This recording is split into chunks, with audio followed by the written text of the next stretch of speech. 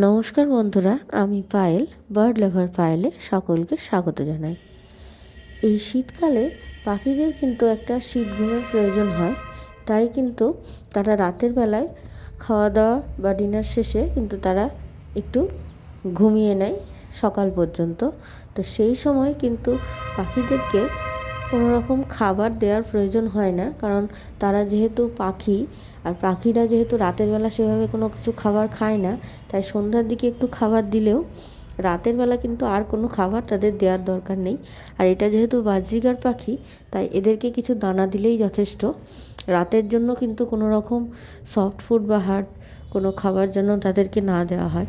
শুধু দানা যদি খেতে চাই বা আপনাদের পাখিদের যদি খাওয়ার অভ্যাস থাকে রাত্রেবেলায়, তাহলে কিন্তু শুধু একটু দানা দেবেন, তাহলেই হবে।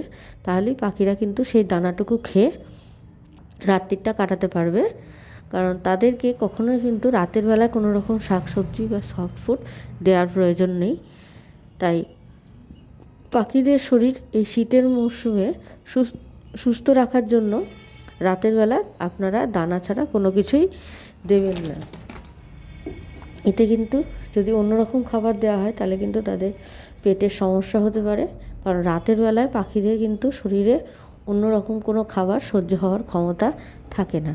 তাই রাতের বেলায় তাদেরকে অন্যরকম খাবার থেকে বিরত রাখবেন এবং তাদেরকে হালকা খাবার হিসাবে দানাটা দেবেন। আর এছাড়া পাখিদের আর কোনো রকম খাবার দেওয়ার দরকার নেই।